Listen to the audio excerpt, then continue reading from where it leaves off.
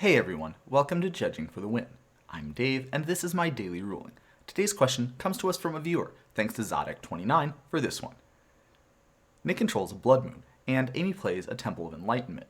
Without saying anything, she reaches for the top card of her library and takes a look at it.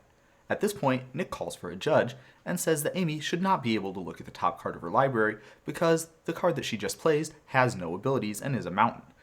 What is the correct infraction, penalty, and fix? Alright, so of course, Nick is correct here.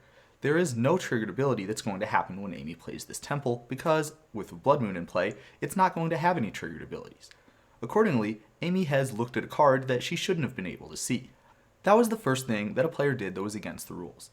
Now, I could see some judges arguing that because the root cause is Amy following a non-existent game instruction, that the correct infraction should be a game rule violation. However, I think looking at extra cards fits better with the case that we have here. In either case, the penalty would be a warning. Now for the fix. At competitive rel, if you look at extra cards, then the extra cards you looked at are going to get shuffled back into their owner's library.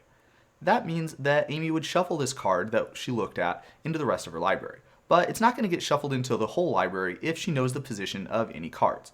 Any cards where the player already knows about their position, such as for example from previous scries or from mulligans at the start of the game, all of those cards are going to be left in the same position that they are.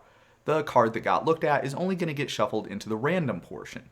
So we're going to ask Amy if she knows the position of any cards previously, then we're going to have her shuffle that card into the library that she doesn't know about. At regular rel, where things are a little bit less formalized, I always like to look at the fix for the competitive rel first and see how well that matches.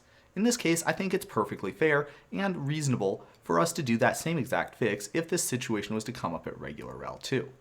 And that's all I have for you today. How did you do? Join me again tomorrow for another daily ruling, but until then, I hope you have a great day.